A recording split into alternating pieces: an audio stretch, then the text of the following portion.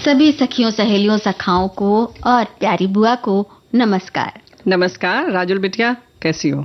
हम ठीक हैं। देखो, तुम्हारे चक्कर में ना इतने प्यार से तुम मुस्कुराई कि हम बाकी सखाओं को, अपनी सहेलियों को, अपनी बिटिया बहुरिया जो तमाम कार्यक्रम सुन रही हैं, उन सबको भी ढेर सारा आशीर्वाद देते हैं। भूल गए थे, थोड़ा सा विलम्ब हो गया। वो तो आपने जवाब दिया था, अब आप दे रही हैं। जी, तो भाई सबने ले भी लिया, झोली भर भर के ले लिया।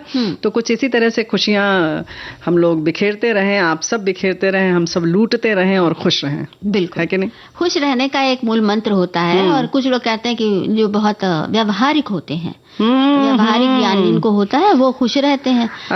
और जो दूसरे होते हैं ना, दूसरे कौन से? जो बगल में बैठे रहते हैं। हाँ, जो दिल से बहुत ज्यादा नर्म होते हैं, तो वो भी तो खुश रहते हैं। खुश रहते हैं, लेकिन वो मतलब इस बात से बिल्कुल इत्तेफाक नहीं रखते कि भाई व्यवहारिक होने से ही जीवन में सफल हुआ जा सकता है या व्यवहारिकता कोई अच्छी चीज है। तो आज हम जानेंगे ये बात कि क्या है ऐसा, क्या बात है। और हमारे साथी खुद बताएंगे कि वो व्यवहारिक है पूरी तरह से या भावुक है या दोनों का कुछ सम्मिश्रण है उनके में ना। कभी कभी ऐसा होता है कि समय समय पर व्यवहारिक हो जाओ, समय समय पर भावुक भी रह सकते हैं।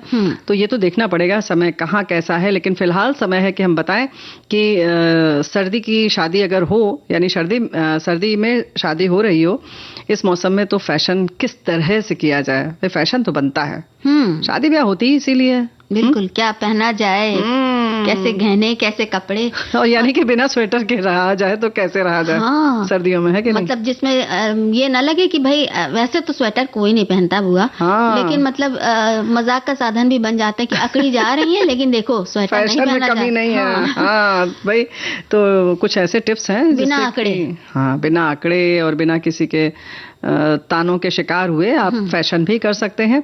और एक बात और है कि शादी ब्याह की जब बात आती है तो हम सब भविष्यवाणी के चक्कर में पड़ जाते हैं, चाहे इम्तिहान हो। यानी कि जो भविष्य वक्ता होते हैं, जो हमें बताते हैं, कभी तोता बताता है, कभी कोई व्यक्ति बैठकर बताता है किनारे पर, या कभी कभी किसी खास बड़ी दुकान में या कार्यालय में हम जाकर पूछते हैं। और आजकल तो और प्रचलित हो गया है कि हम ऑनलाइन भी पूछते हैं। राशिफल अच्छा, बहुत सारी वेबसाइट्स हैं। और वो ढेर सारे कार्ड्स वाला भी जो होता है ना, बड़ी बड़ी अंगूठी पहन के, और बिल्कुल शीशे का गोला रखा रहता है और बड़े ग्लैमरस तरीके से होता है। तो ये सब भविष्य जो होती है, भविष्यवाणियां, उनसे किस तरह से सावधान रहें और उनके जो चीजें हैं वो कैसे कैसे होती हैं। माया जाल होता है वो। हाँ ना, फंस गए तो फंस गए, फंसते ही हैं हम लोग। बुरी तरह से फंसते हैं फिलहाल। लेकिन अगर फंस जाती तो रुक्मा बाई जो है वो पहली महिला चिकित्सक न बनती। अपने दम पर वो किस तरह से बनी, इस पर हम विस्तार से आज बात करेंगे। और रोगाणुरोधी प्रतिरोध पूरा सप्ताह मनाया जा रहा है, तो इसके बारे में डॉक्टर मंगेश तिवस्कर से जो बातचीत है, यानी कि डॉक्टर साहब जो जानकारी दे रहे हैं वो भी सुनेंगे। तो भाई ये सब करने से के साथ साथ हम एक बार जरा गीत भी सुन लें। पहले गीत? वाह, क्या बात है, ये सौगात बढ़िया।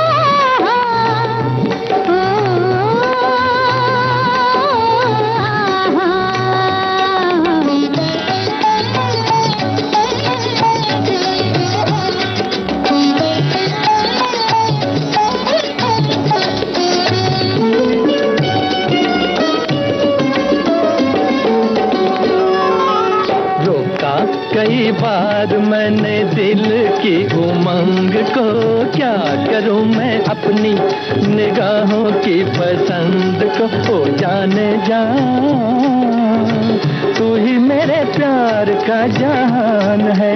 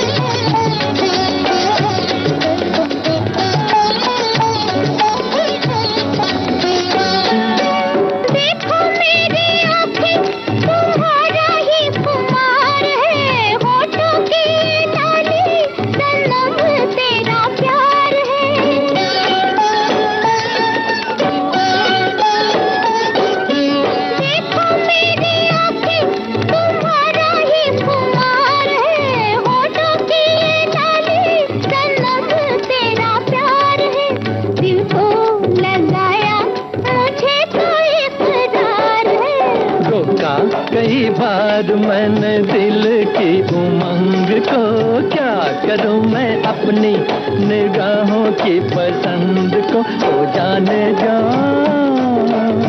तू ही मेरे प्यार का जहान है।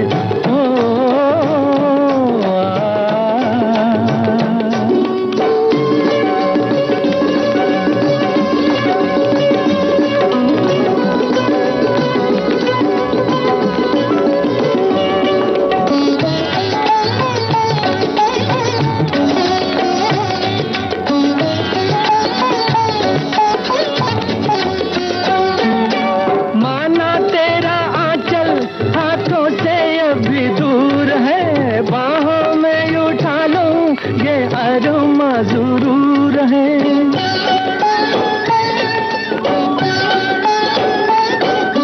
माना तेरा आंचल हाथों से अभी दूर है, बाहों में उठा लूं ये अरमा जरूर है। मानो ना मानो दीवाना बेकसूर है। रुका कई बार मैंने दिल की उमंग को, क्या करूं मैं अपनी निगाहों की पसंद को। ओ जाने जा, तू ही मेरे प्यार का जहान है।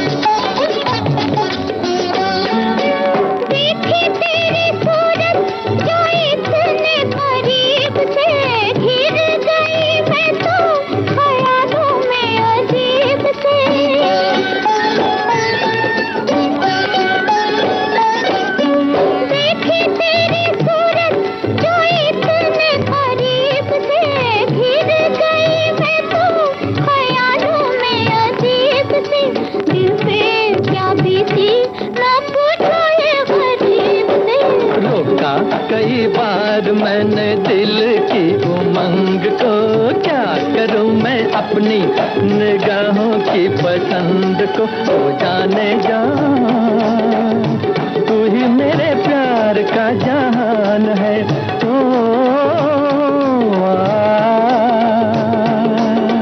रुका कई बार मैंने दिल की उमंग को, क्या करूं मैं अपनी निगाहों की पसंद को। हो जाने जा,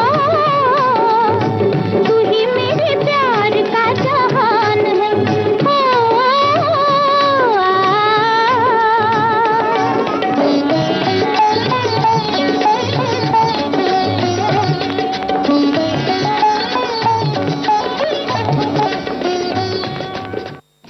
देखिए बुआ, रोकने से बात नहीं बनती है जी। कई बार खुला ही छोड़ देना चाहिए अपने विचारों को भी, और खुले मन से अपने फैसले लेने चाहिए। खुद लेने चाहिए, लेकिन भैया ये जो हम चलो पहले हम रुक्माबाई की चर्चा कर लेते हैं, फिर उसके बाद तो इस पर चर्चा हमें लगता है कि पूरे कार्यक्रम में भी चले तो कम है। लेकिन भाई हमारे श्रोता घबराए ना, ऐसा हम नहीं करेंगे। जो बाकी विषय हैं हम उनको भी संभालेंगे जरूर। संतुलन बहुत जरूरी है। और रुक्माबाई की अगर बात करें तो ऐसी शख्सियत जिन्हें भारत की पहली महिला डॉक्टर के रूप में तो जाना ही जाता है। हालांकि आनंदी गोपाल जोशी डॉक्टर के रूप में शिक्षा प्राप्त करने वाली पहली थी, लेकिन उन्होंने कभी प्रैक्टिस नहीं की थी। तो प्रैक्टिस करने वाली ये पहली चिकित्सिका थी, तो इसलिए इनको पहली भारतीय महिला डॉक्टर कहा जाता है। ब्रिटिश भारत में महिलाओं के अधिकारों के लिए लड़ने वालों में से रुक्माबाई ने महिलाओं के खिलाफ भेदभाव करने वाले सामाजिक सम्मेलनों और रीति रिवाजों के खिलाफ भी आवाज बुलंद की। उस समय के रूढ़िवादी समाज में बहुत सी मतलब इस तरह से बहुत तरीके से हलचल मचा दी। कम उम्र में बेमेल विवाह के खिलाफ उनकी लड़ाई ने ऐसी भूमिका बनाई जिससे कि आगे चलकर सहमति की आयु अधिनियम जो है वो पारित किया गया। ये बहुत बड़ा कदम था। रुक्माबाई का जन्म हुआ था 22 नवंबर 1864 को मुंबई में, और उनकी शादी सिर्फ 11 साल की थी तभी कर दी गई थी दादाजी भीकाजी से। तो उस समय का रिवाज था जैसा कि मतलब शादी के तुरंत बाद तो लड़की माँ के ही पास रहती है, जी। तो वो भी माँ के ही घर रही और अपनी पढ़ाई उन्होंने जारी रखी। अब पढ़ाई कर रही थी तो उस समय पढ़ने लिखने का लड़कियों का माहौल नहीं था, तो बहुत शोर शराबा हुआ, उसके लिए आलोचना भी हुई। और इस बीच उनके पति ने उन्हें अपने साथ आकर रहने के लिए कहा। शिक्षित थी रुक्माबाई, तो उनका मन इस बेमेल विवाह को निभाने के लिए तैयार नहीं था। उन्होंने पति के घर जाने से इनकार कर दिया। तब उनके पति ने बॉम्बे हाई कोर्ट में एक पति का अपनी पत्नी के ऊपर वैवाहिक अधिकार, ये भाई जो शीर्षक है वो बहुत महत्वपूर्ण है, का हवाला देते हुए पिटीशन फाइल कर दी। कोर्ट ने उनके सामने 2 विकल्प रखे बुआ, कि या तो वो अपने पति के घर जाकर उसके साथ रहें या फिर जेल जाकर सजा भुगते। अब ये दोनों ही बातें उनको मंजूर नहीं थी, लेकिन वो अपने फैसले पे अडिग रही। उन्होंने ये नहीं कहा कि हाँ चले जाए। हाँ भाई, लेकिन इसके लिए उनका तर्क था कि उन्हें उस शादी में रहने के लिए मजबूर नहीं किया जा सकता, जो तब हुई थी जब वे इसके लिए सहमति देने में असमर्थ थीं। और सच बात है कि उस समय बहुत कम उम्र थी। इसके बाद 4 साल तक लंबे संघर्ष, सामाजिक अपमान और तमाम मुश्किलों के बाद उन्हें इस बेमेल विवाह से छुटकारा मिला। और फिर उन्होंने अपना पूरा ध्यान पढ़ाई की तरफ लगा दिया। पहले इंग्लिश भाषा का कोर्स किया और फिर अध्ययन के लिए वो 1889 में London school of medicine for women में दाखिला लेकर इंग्लैंड चली गई। रुक्माबाई ने फिर अपनी पढ़ाई पूरी करने के बाद अपने देश लौट आई और उन्होंने सूरत में चीफ मेडिकल ऑफिसर का पद संभाला। एक डॉक्टर के रूप में 35 साल तक सक्रिय रहीं। साथ ही उसके संग बाल विवाह, पर्दा प्रथा के खिलाफ लिखती रहीं। उन्होंने कभी भी शादी नहीं की।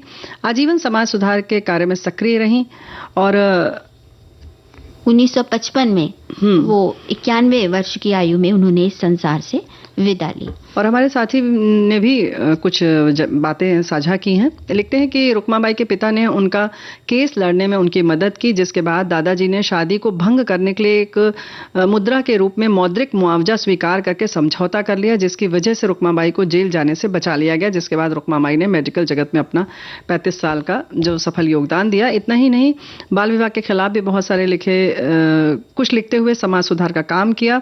सक्रिय समाज सुधारक थीं और वही सब जानकारी इन्होंने भी दी है कि 25 सितंबर को 1991 में स्त्री को सम्मान देते हुए इन्होंने ये लिखा भी है कि आज सामाजिक सोशल मीडिया पर यानी गूगल ने इसी महान स्त्री को सम्मान देते हुए उनका चित्र गूगल पर शेयर किया है।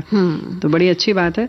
बिल्कुल। और ये भी बात है बुआ कि उन्होंने स्त्री के अधिकारों के बारे में उस वक्त आवाज उठाई थी जब ऐसा, आज तो हर तरफ ये शोर सुनाई देता है, लेकिन ऐसे माहौल में जबकि इस बारे में बात करने तक की मनाही थी।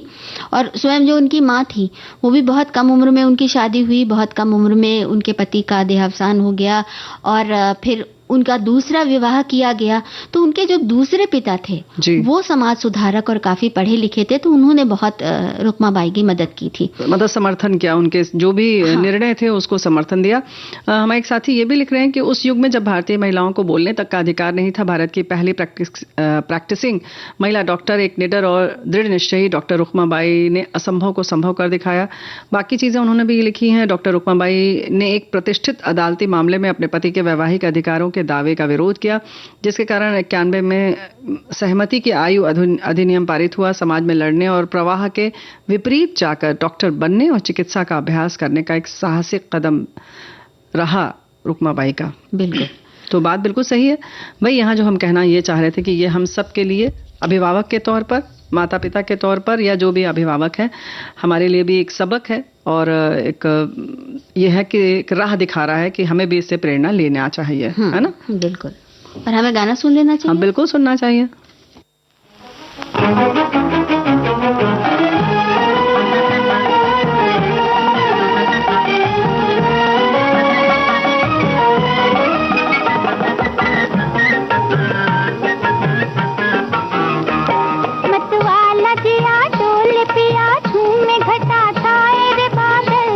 करना है तो कर प्यार, न डर बीती उम्र आएगी ना कल। अरे पागल, अरे पागल।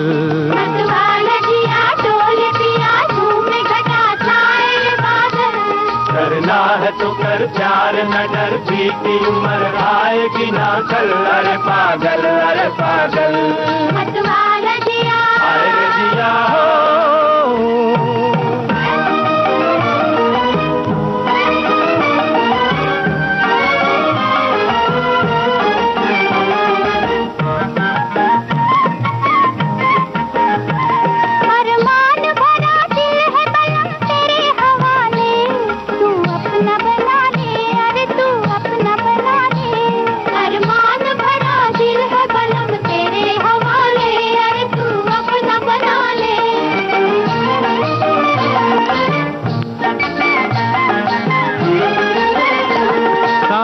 है जवानी पे लगी दिल की बुझा ले, हंस ले जरा गाले, अरे हंस ले जरा गाले।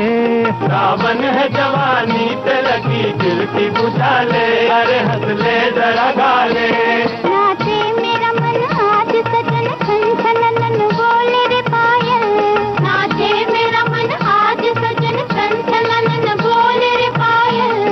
करना है तो कर प्यार न डर, बीती उम्र आएगी ना कर, अरे पागल अरे पागल।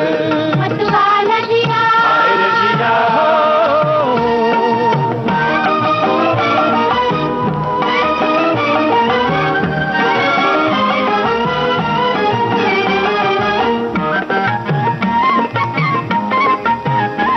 दिल तेरा दीवाना मेरी अखियां भी दीवानी, कुछ दे दे निशानी, अरे कुछ दे दे निशानी। दिल तेरा दीवाना मेरी अखियां भी दीवानी, अरे कुछ दे दे निशानी।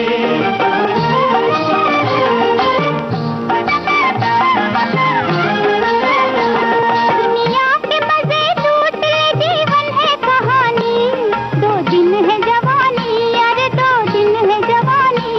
दुनिया के मजे लूट ले जीवन है कहानी, अरे 2 दिन है जवानी।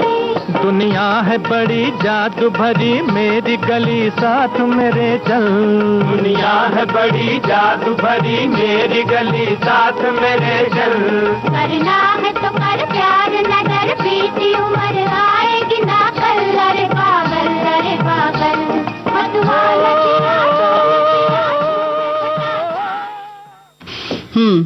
तो भाई उम्र बीतती जाती है, जी। समय निकलता जाता है और कई बार ऐसा होता है ना बुआ कि समय के साथ हम बदल जाते हैं, खुद के अंदर ढूंढ लेते हैं कि भाई ये चीजें जरा हमें परेशान कर रही हैं तो उनको बदल लिया जाए। बदल लेना चाहिए ऐसा लोग कहते हैं, बदल कहाँ पाते हैं, है ना? बदल ले तो जो जैसे रोतोड़ू टाइप का रहता है वो रोतोड़ू ही रहता है। और फिर ना कभी कभी कुछ लोग बहुत जैसे कि कुछ ऐसी मीटिंग वगैरह हुई और उन्होंने ज्यादा गुस्से में बोल दिया या कुछ कर दिया तो लोग कहते हैं अरे वो थोड़ा इमोशनल है इसलिए ऐसा कर दिया। तो फिर किसी ने कहा कि भाई ये बताओ कि ये तुम सकारात्मक उसका व्यवहार बताते हो या नकारात्मक तौर पे बता रहे हो? भावुक होना क्या गलत है? हैं? ये हमारे सखी और सखा बताएं कि क्या गलत है या सही हाँ, है? क्योंकि अक्सर बहुत लोग उत्तेजना में आ जाते हैं। अगर वो गलत नहीं है और आपने गलत कह दिया तो वो बहुत एक्साइटेड हो जाते हैं, कभी कभी गलत भी बोल सकते हैं। तो अक्सर कहा जाता है अरे वो बहुत इमोशनल है, उसको बिल्कुल समझ नहीं है। तो अब ये बताएं कैसा है? और जो बड़े व्यवहारिक होते हैं उनका क्या? भाई व्यवहारिक होते हैं मतलब 2 ही तरह की स्थितियां होती हैं कि व्यवहारिक भी होती हैं, भावनात्मक भी होती हैं जीवन में। समय के हिसाब से करना चाहिए ऐसा। दिल की सुने कि दिमाग की सुने, ये होती बात कि वो ये अपने तक सीमित नहीं रहता बल्कि जो हमारे आसपास के लोग अभी जैसा आपने बताया उनको भी हम लोग इसी तरह नजरिए से देखते हैं कि फला दिल की सुनता है, फला दिमाग की सुनता है। अब दिल की सुनने वाला भावुक है, दिमाग की सुनने वाला व्यवहारिक है और इन दोनों को एक दूसरे का बिल्कुल 36 का आंकड़ा समझा जाता है। हाँ, समझा तो यही जाता है। उनको व्यवहारिक लोग जो होते हैं उनको भावुक लोगों की बातें नहीं समझ में आती कि ये सब सेंटिमेंटल बातें हम नहीं समझते। भी मैच्योर थोड़ा सा परिपक्व बनो, प्रैक्टिकल बात करो। समाज में ऐसा नहीं होता है किसी को भी ऐसे पैसा दिया और भूल मत जाओ। व्यवहारिक बनो, उनसे नोच लो, ले लो, भले ले ना पाओ। और जो भावुक लोग होते हैं उनको लगता है कि व्यवहारिक लोग जो हैं वो बड़े नीरस हैं, बड़े सख्त हैं, हृदयहीन हैं, स्वार्थी हैं। देखो दिमाग वही वाली बात हो गई ना कि वो कहते हैं कि अरे तुम अपना देखो, वो थोड़ा परेशान हो रही है तो उनको छोड़ चलना तो चलो।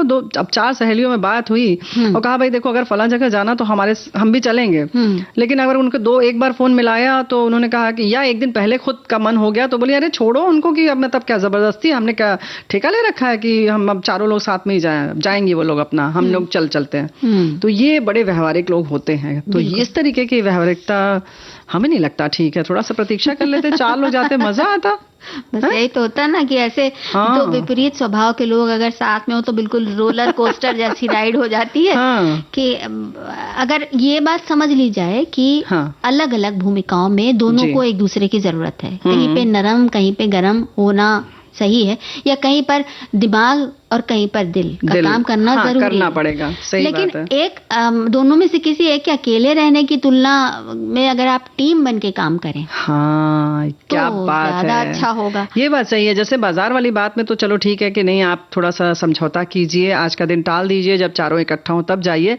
लेकिन हाँ, अगर कोई परीक्षा देना या किसी चीज की अंतिम तिथि है या कहीं और जाना है काम से, तब आप इसको कह सकते हैं कि भाई उनको इत्तला कर दीजिए कि भाई देखो ये ऐसे है और आज हमें मौका मिल गया है तो हम ये काम निपटा लेते हैं, कल तुम लोग निपटा लेना। ये हो गई व्यावहारिकता, लेकिन बड़े व्यावहारिक होते हुए, बड़े व्यवहारिक है ना, होते, बिल्कुल। एक व्यावहारिकता होती भी है ना कि आप बिल्कुल समाज में जो व्यवहार चलता है, जो तरीका चलता है, जैसे कि किसी का दिल ना दुखे, आप अक्खड़ भी ना लगे, हाँ, और अपना काम भी कर ले, हाँ, लेकिन उचित होगा तभी वो खराब नहीं लगेगा, है ना, बिल्कुल। तो एक जैसे अपनी अपनी शक्तियां समझ लेंगे कि आप दिल को ज्यादा तरजीह देते हैं, आप दिमाग को ज्यादा तरजीह देते हैं, तो अगर ये शक्तियां आप अपनी पहचान लें और एक इकाई बन के काम करें तो जिंदगी बड़ी आसान हो जाएगी। लेकिन ऐसा होता बहुत है। उसको इकट्ठा करने में नाको चने चबाने पड़ते हैं भैया। हाँ, ये समझ लो बिटिया। और पहले तो यही नहीं समझ में आता है कि दिल क्या कह रहा है, दिमाग क्या कह रहा है, और जो बात अभी हम सोच रहे हैं वो दिल की सोच रहे हैं कि दिमाग की समझ रहे हैं, ये पता ही नहीं चलता है। लेकिन एक छोटी सी इसमें है, प्रयोग करके देखेंगे तो आपको समझ में आएगा कि दिमाग जो होता है वो बहुत समझदार होता है। समझदार इन द सेंस कि बहुत व्यावहारिक होता है। तो जाहिर है कि वो तौलेगा कि जैसे कि बच्चा रो रहा है रात में, तो पति कहेगा कि अब हम उठेंगे तो अब हमें सुबह जल्दी ऑफिस भी जाना है, उठना है, और ऐसे ऐसे ऐसे कैलकुलेट करता है। फिर कहता है नहीं, तुमको नहीं उठना चाहिए, तुम्हारी श्रीमती जी जो हैं वो घर में रहती हैं, वो दिन में सो सकती हैं, तो उनको उठने दो। यानी कि आप हमेशा आपके सुख की बात करेगा दिमाग, है ना, बिल्कुल। और दिल कहेगा अरे उठा लो, तुम्हें बहुत अच्छा लगेगा, है ना। भले ही तुम सुबह ठीक है थोड़ा देर से उठोगे, जल्दबाजी में काम करोगे, लेकिन बड़ा मजा आएगा, तुम्हारा अपना बच्चा है, उठा कर तो देखो। तो वो जो एहसास है, थोड़ी तकलीफ होगी लेकिन तुम्हें बड़ा मजा आएगा, आत्मिक सुख मिलेगा, ये दिल की बात होती है। और दिमाग बराबर तौल के कहेगा अरे नहीं भाई तुम्हारा इसमें नुकसान है। तो आप समझ लीजिए कि जहां थोड़ा सा आपको अपने कहते हैं ना कंफर्ट जोन से बाहर जाना पड़े, सुख सुविधा को थोड़ा त्याग करना पड़े, तो समझिए कि ये दिल कुछ कह रहा है। ये बात दूसरों के साथ अच्छी लगती बुआ, लेकिन जब अपनी बात होती है तो ऐसा होता है अक्सर कि भावुक लोग बहुत ज्यादा बेवकूफ भी बन जाते हैं। तो उससे बचने के लिए एक बात ये समझनी जरूरी है कि जो हम कहते हैं ना कि दिल की सुने की दिमाग की, तो भैया दिल कुछ भी नहीं बोलता है। दिल का सोचने विचारने से कोई संबंध नहीं होता, उसका भावनाओं से कोई संबंध नहीं होता, वो सब दिमाग ही करता है, उसको भी वही चलाता है। हाँ, ऐसा क्या बात है। मतलब दोनों, चाहे वो दिल की सुने चाहे दिमाग की सुने, दोनों सिर्फ दिमाग से ही सुनते हैं जी। और अंतर सिर्फ नियंत्रण का होता है। मतलब भावनाएं भी दिमाग से जुड़ी हैं और जो आप कहते हैं व्यवहारिक होके वो भी दिमाग से ही जुड़ा हुआ है जी। भावनाएं मस्तिष्क के उस क्षेत्र की कार्यशीलता से संबंधित हैं जो हमें निर्देश देता है, हमारे व्यवहार को प्रेरित करता है और हमारे इर्द गिर्द होने वाली जो घटनाएं हैं उनके महत्व की कि क्या, हाँ, पूरा सचेत करता है या पूरी रिपोर्ट देता है, पूरी रिपोर्ट देता है। तो देखो हमारी साथी लिख रही कि मैं बहुत भावुक प्रकृति की थी, पता नहीं भावना में आकर कितनी कितनी सबकी मदद करती गई, अपने काम पीछे करके उन्हीं के काम करती गई। बाद में समझ में आया कि ये तो मेरी भावुकता का अनुचित लाभ लिया जाता है। लेकिन कहीं ना कहीं हमें लगता है कि अगर आप थोड़ा सा अपने काम का भी ख्याल रखती, काम पीछे ना होता, लेकिन अगर एक दो चीजें अगर आपका नुकसान भी हो जाता तो हमें लगता है आपको जो सुकून मिलता है वो शायद अलग ही होता है। जैसे कि इस समय हम अगर गीत सुन सकेंगे तो अलग ही सुकून होगा, है ना। हाँ।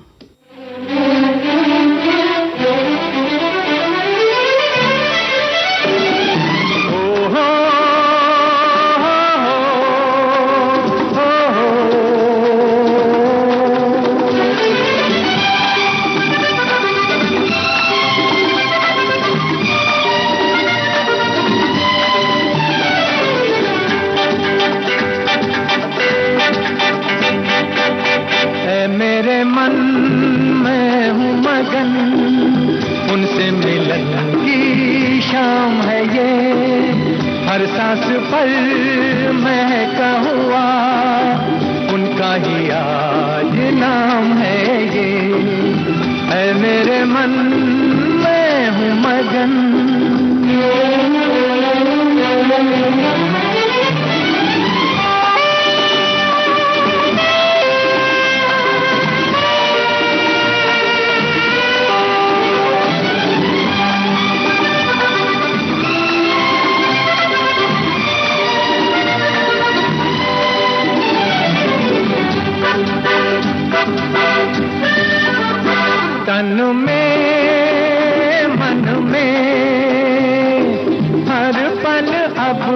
बसी, तन में मन में हर पल अब है बसी, छलकी छलकी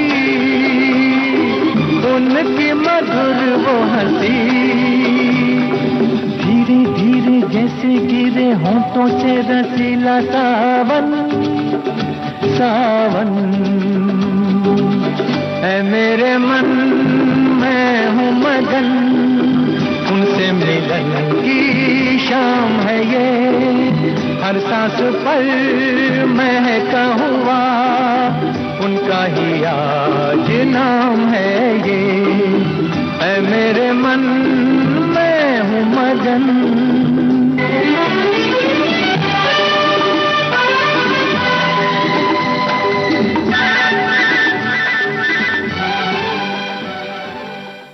बुआ अभी अब ब्रेक के बाद हम बात करेंगे व्यवहार की या भावना की, या कि फिर हमने जो अरे पहले देखो ऐसा है, अभी तुम सब अभी पूछवा लो हैं? जो डॉक्टर साहब की बात है ना वो भी तो करनी है ना। वो करेंगे, बिल्कुल करेंगे, वो तो डॉक्टर साहब करेंगे। पहले ब्रेक तो हम लेंगे ना।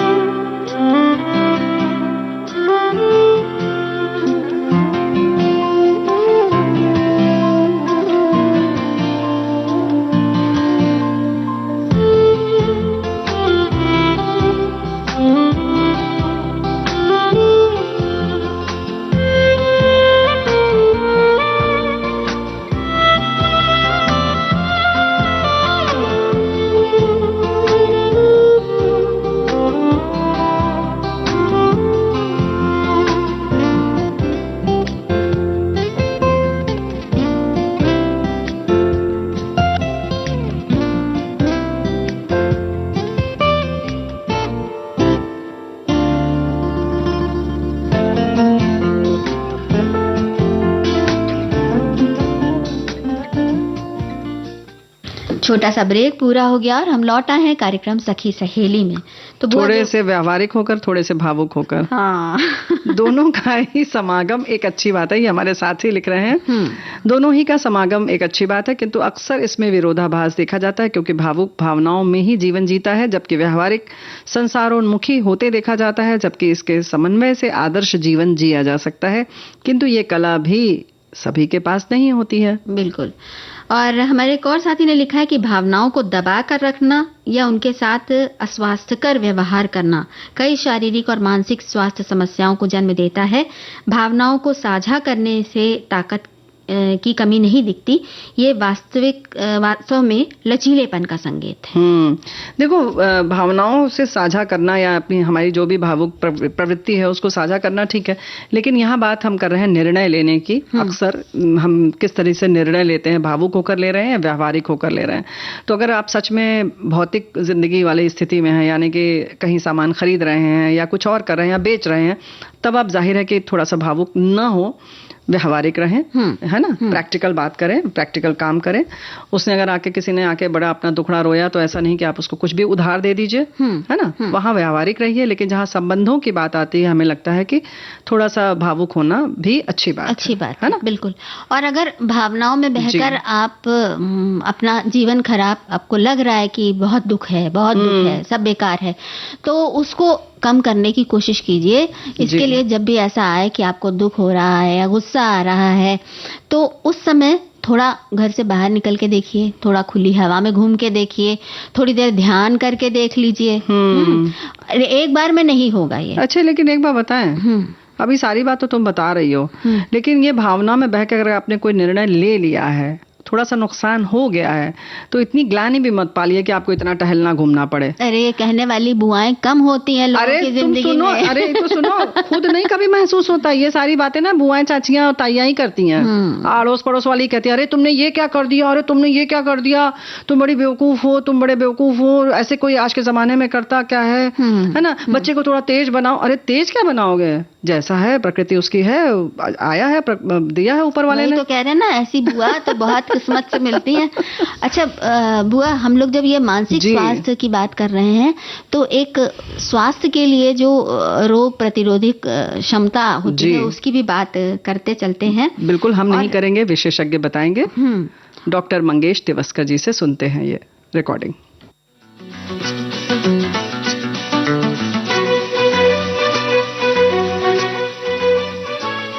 नमस्कार, मेरा नाम डॉक्टर मंगेश तिवस्कर है। आज का विषय है एंटी माइक्रोबियल रेजिस्टेंस। इसका मतलब ये होता है कि कोई भी विषाणु या जीवाणु जो आम एंटीबायोटिक्स को जिस हद तक होना चाहिए उस हद तक रिस्पॉन्स नहीं देता है, और जिसकी वजह से हमें कई कठिनाइयों का सामना करना पड़ सकता है, उसे हम एंटी माइक्रोबियल रेजिस्टेंस बोल के जानते हैं। श्रोता जानिए कि एंटी माइक्रोबियल रेजिस्टेंस, इसका मतलब यह होता है कि जो भी जीवाणु या विषाणु जैसे बैक्टीरिया हुए, वायरसेस हुए, फंगाई हुए या पैरासाइट्स हुए, जो हमारे शरीर में पनपते हैं, उनकी रोकथाम बहुत जरूरी है अगर हमें इस जीवन में बिना बीमारी के जीना हो। तो हम डायबिटीज, ब्लड प्रेशर के बारे में तो जानकारी रखते हैं, मगर ये जो सबसे मुश्किल समय होता है जब किसी मरीज को ये एंटी माइक्रोबियल रेजिस्टेंस की वजह से बीमारियों का सामना करना पड़ सकता है। और जानिए, ये सबसे खतरनाक चैलेंज हो सकता है। आपको अब बड़ा अचरज होगा अगर मैं कहूं कि पूरी दुनिया में हर 3 मिनट में एक बच्चा ये multi drug resistant anti microbial challenge की वजह से अपनी जान खो देता है। दुनिया में तकरीबन 12,70,000 मौतें सालाना सिर्फ एंटी माइक्रोबियल रेजिस्टेंस की वजह से होती है, और ऐसी उम्मीद है कि तकरीबन 28 लाख लोग 2050 तक इसके शिकार हो चुके होंगे, और इसमें जो लगने वाली राशि है वो सालाना तकरीबन $1 ट्रिलियन तक हो सकती है।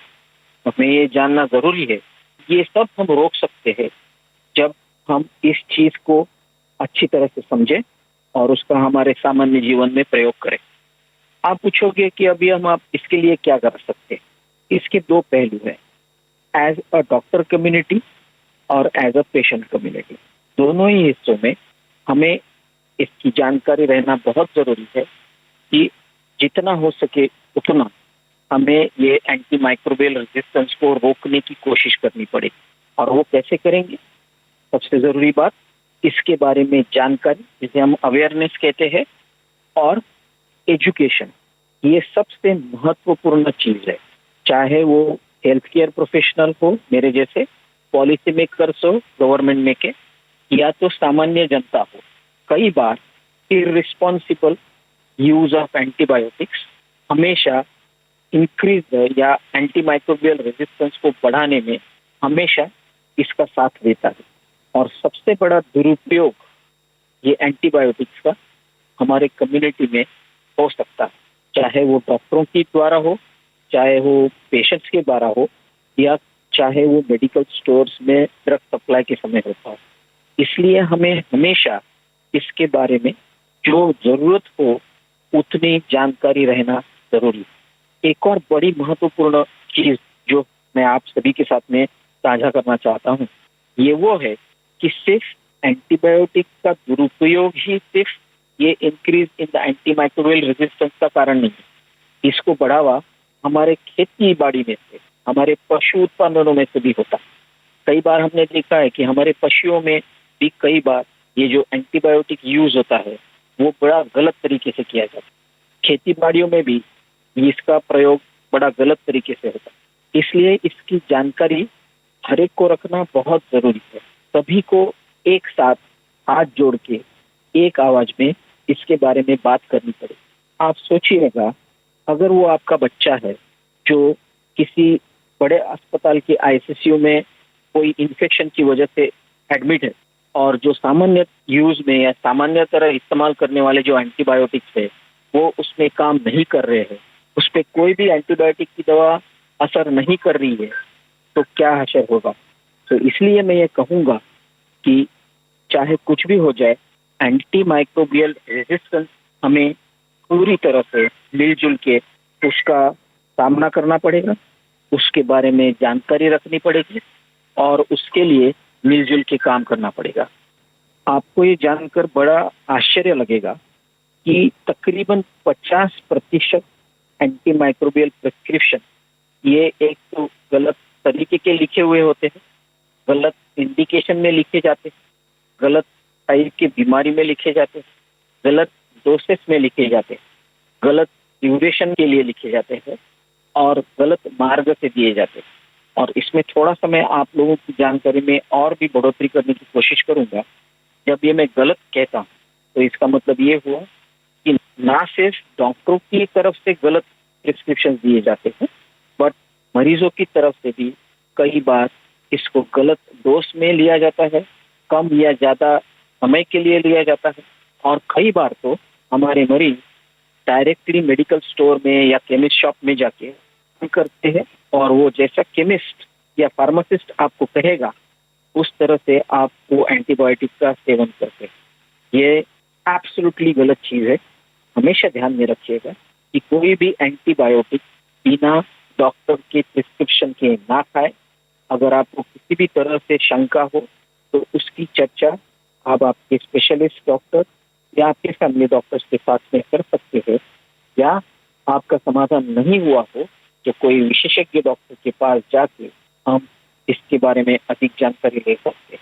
अगर हम ऐसा करते हैं तो मुझे आशा है कि हम ये जो एंटी माइक्रोबियल रेजिस्टेंस के संकट का जो हमें अंदेशा है उसमें हम उसको रोकथाम करने में हम काफी हद तक सक्षम हो पाएंगे। Thank you very much. आप सुन रहे थे रोगाणुरोधी प्रतिरोध एंटी माइक्रोबियल रेजिस्टेंस के बारे में डॉक्टर मंगेश तिवस्कर से जानकारी। तो ये बहुत अच्छी जानकारी थी और काफी बातें हम लोगों के काम की हैं जी। तो काम की बातें हम लोग को ध्यान में रखनी चाहिए। जैसे कई बार हम लोग को लगता ना कि किसी ने कुछ कहा है कि ऐसा होने वाला है, किसी ने कहा होता है। हम जब जाते हैं पूछने कि कल क्या होगा, हमारा भविष्य क्या है, तब बताता है अगला। पैसा देते हैं उसका बकायदा।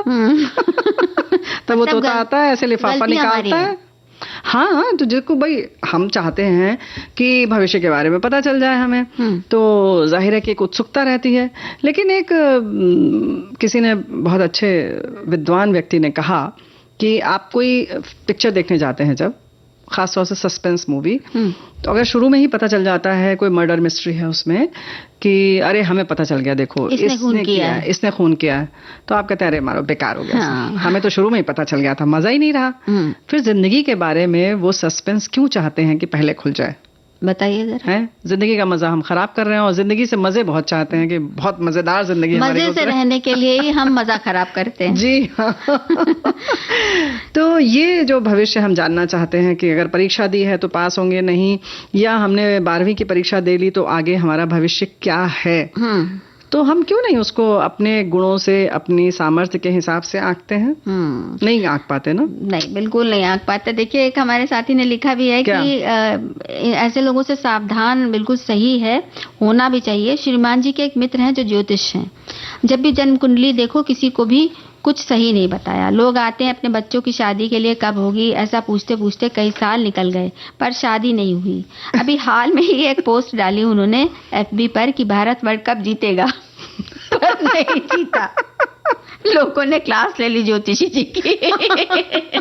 अब बताओ है, तो इसमें ये नहीं समझ में आया कि उन्होंने कैसे जन्म कुंडली देखी। देखो, इसमें कोई हम मजाक नहीं कर रहे हैं। वैसे तो कहा जाता है कि ये भी अपने आप में साइंस है, लेकिन कितनी हम उसमें गहन अध्ययन कर चुके हैं या कितनी सूक्ष्मता से हम उसको देख रहे हैं, पढ़ पा रहे हैं कि नहीं पढ़ पा रहे हैं, है ना भाई? ये तो सितारों की चाल पर निर्धारित होता है, और सितारे जो आसमान में हैं जी, और हम ही लोग बुआ जब चलते हैं तो कुछ कदम के बाद हमारी चाल भी थोड़ी सी बदलती जाती है। हम लोग देखते किसी ना, कभी सितारे बहुत से कम मंथर थोड़े ही है। हाँ हम भी तो एक सितारा है ना।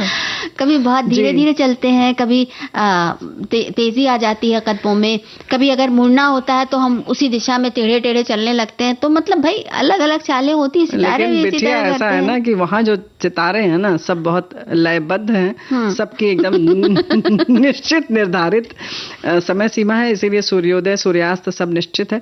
लेकिन हम उसकी गणना किस हद तक कर पाते हैं। लेकिन हम लोग जो आज बताना चाह रहे हैं ना राजुल बिटिया, वो ये कहना चाह रहे हैं कि देखो भाई कुछ खास चीजें हैं।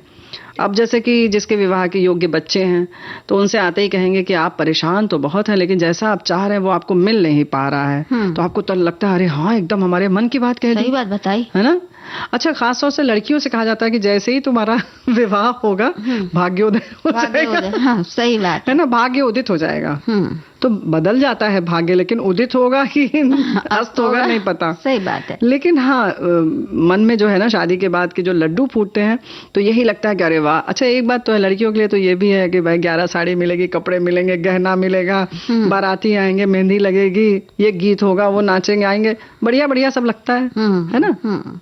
तो मतलब कहीं पे तो कुछ है, अच्छा भी है। जैसे हमारे एक साथी ने लिखा है कि यद्यपि ज्योतिष की भविष्यवाणी भी मानक के अनुसार ही गणना पर आधारित होती है, किंतु प्रश्न तो विश्वास का ही होता है। फिर ये ध्यान रखें कि भविष्यवाणी तो भविष्यवाणी है, जो वर्तमान में की गई है वो सटीक ही हो ये आवश्यक नहीं है।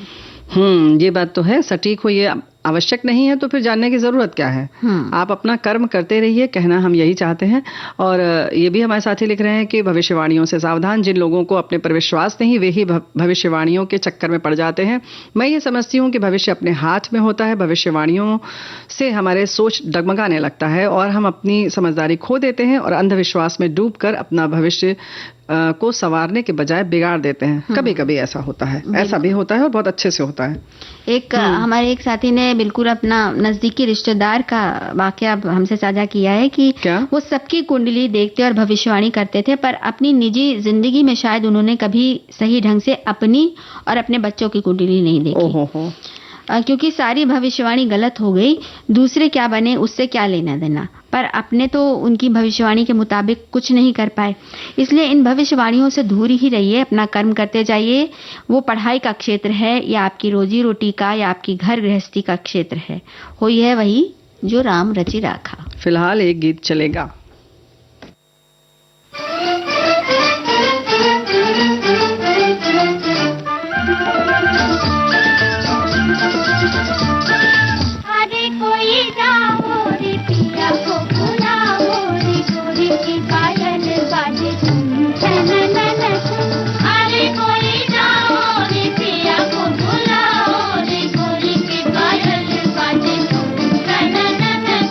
जैसे जैसे रात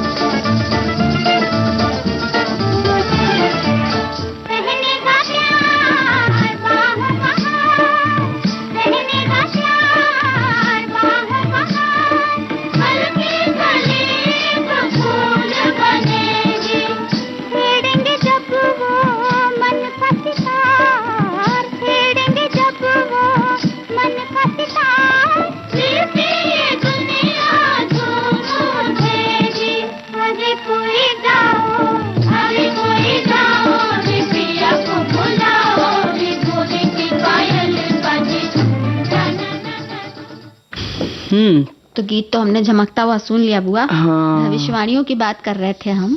हाँ, देखो कुछ चीजें ऐसी हैं हमारे साथियों को समझना चाहिए जो हम लोग साझा करना चाह रहे हैं। आप जब गौर करेंगे तो आपको ये समझ में आएगा।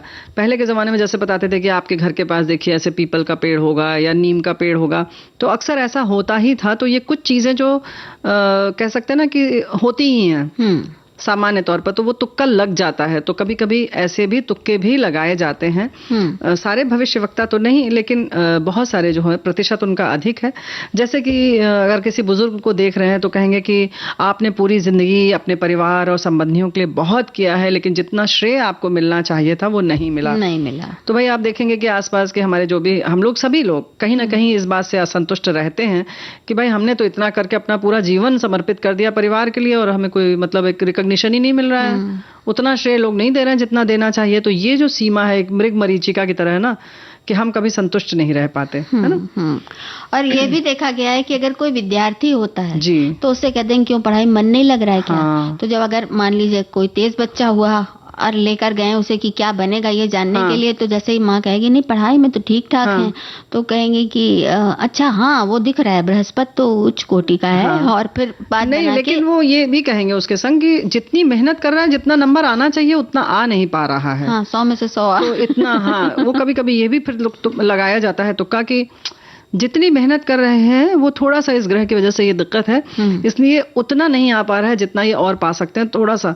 अच्छा, एक बात और है, अक्सर आप देखेंगे कि घुमा फिरा के कहते हैं और ये बता देते हैं कि एक अक्सर मतलब हमें खुश करने के लिए बहुत अच्छी पत्री है, थोड़ा सा ये वाला ग्रह यहाँ बैठ जाता, ये वाला यहाँ हो जाता, तब तो ओ हो बिल्कुल आप मतलब चक्रवर्ती सम्राट हो जाते हैं। तो हम बिल्कुल वही सोचने लगते हैं कि अरे थोड़ा सा चूक गए, नहीं तो बस हो ही जाते। अरे भाई जो है हम उसकी बात करें अगर तो ज्यादा बेहतर है ना। बिल्कुल। तो अक्सर ऐसा नहीं होता है और हम उसमें भ्रमित होकर कहीं ना कहीं कुछ और सोचने लगते हैं। ऐसे ही हमारी बहनों के लिए, अगर जैसे 40-50 वाली हमारी कोई बहन अगर गई है, शादीशुदा हैं, तो उनके लिए क्या कहा जाता होगा, बताओ तुम जरा।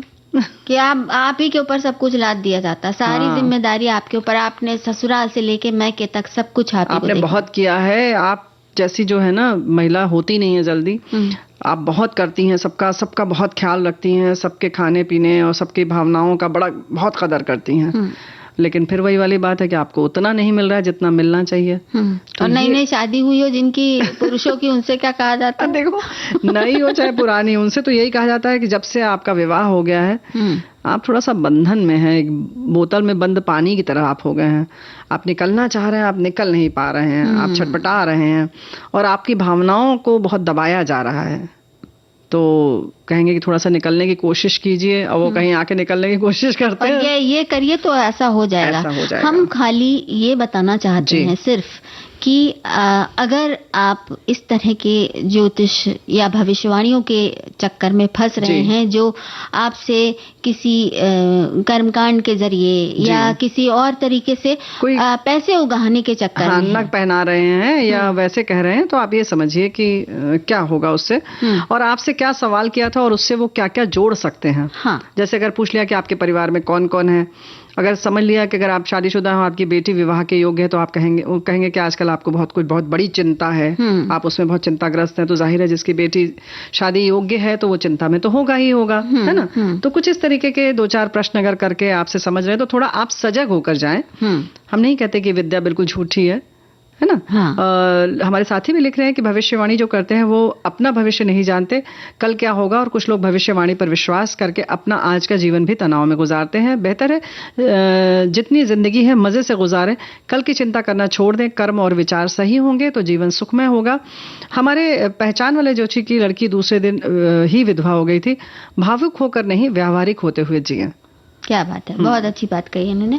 तो यही बात है कि अगर आप इस तरह से सोचकर देखें तो एक और ये संदेश है कि भविष्य वक्ता जो भविष्य में बताता है वो हकीकत में कभी नहीं आता, वो तो केवल आपके मनोविज्ञान और आपकी कमजोरी से अंदाजा लगाता है। मनुष्य सबसे ज्यादा अगर डरता है तो अपने भविष्य से। हम वर्तमान को छोड़कर भविष्य को बेहतर बनाने की कवायद करते रहते हैं। भविष्य आएगा या नहीं ये हमें नहीं पता, वर्तमान सत्य है जिसे हम भविष्य की चिंता में खराब कर देते हैं। तो भाई वर्तमान में जिए, मस्त रहें, खुश रहें। जैसे कि आज हमें पता ही नहीं था कि सर्दी में जो ये है ना, सर्दी की में होने वाली शादी और फैशन, ये हम कर पाएंगे कि नहीं, पता ही नहीं था। हमारे साथियों से हम माफी चाहते हैं। अभी सर्दियां शुरू हो रही हैं, तो हम जल्दी इस विषय पर फिर चर्चा करेंगे, लेकिन फिलहाल गीत सुनवा सकते हैं, ये हम भविष्य बता सकते हैं।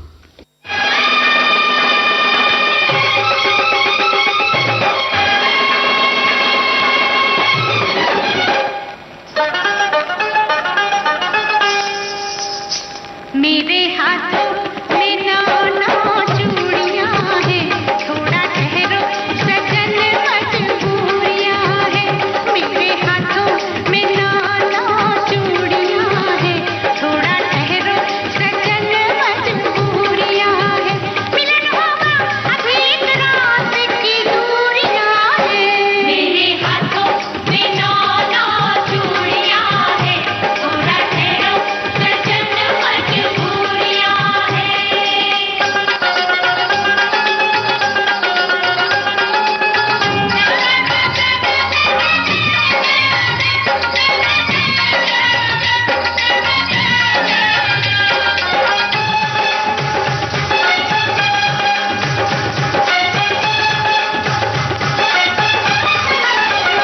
लंबी लंबी काली काली रातों में काहे चूड़ियां खनकती है हाथों में।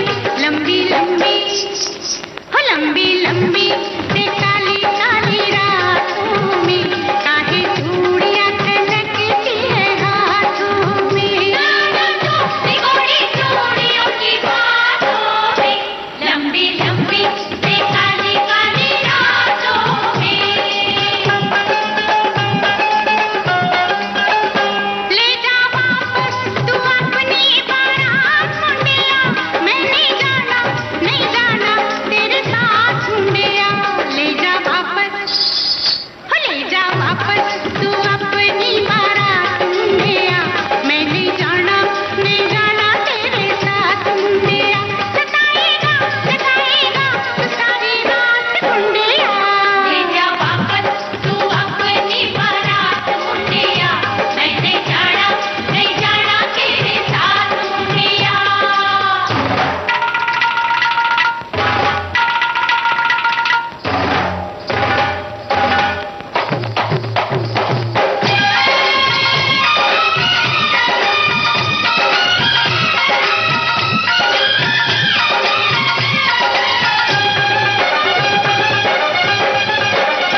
आते जाते गली में मेरा दिल धड़के, मेरे पीछे पड़े हैं 8-10 लड़के। आते जाते गली में मेरा दिल धड़के, मेरे पीछे पड़े हैं 8-10 लड़के। चली जाए किसी दिन ये मेरे नागन फड़के, तेरे पीछे पड़े हैं 8-10 लड़के। हाय मेरी घुटनों से लंबी, हाय मेरी चोटी है मेरी अक्ल शतरंज दी गोटी है। मेरे घुटनों से लंबी मेरी चोटी है, मेरी अक्ल शतरंज दी गोटी है। मेरे बाबुल आखिर कहना आखिर से छोटी है। तेरे घुटनों से लंबी तेरी चोटी है, तेरी अक्ल शतरंज दी गोटी है। तो बुआ, क्या? गाना तो हमने सुन लिया है और सुन तो आपने लिया। बता भी दिया है कि सर्दियों की शादी और फैशन के बारे में हम फिर बात जरूर कर लेंगे। जरूर करेंगे चर्चा। तो अब तो विदा लेने का समय आ रहा है, तो जी। भविष्यवाणियों की भी बात हमने कर ली है। हाँ, कर लिए, लेकिन भाई जिस उद्देश्य से हमने किए उसको उसी उद्देश्य में रखा जाए। हाँ। उसी उद्देश्य से हमने किया है कि आपका जो वर्तमान है और वर्तमान खुश रहेगा, सुखी रहेगा, तो भविष्य भी उज्जवल रहेगा। तो बस सबका भविष्य वर्तमान उज्जवल रहे और भविष्य को उज्जवल बनाने के लिए वर्तमान में कर्म किए जाएं। जी। इसी शुभकामना के साथ अब दीजिए आज के इस कार्यक्रम से राजुल और बुआ को इजाजत और स्वीकार कीजिए। नमस्कार। नमस्कार।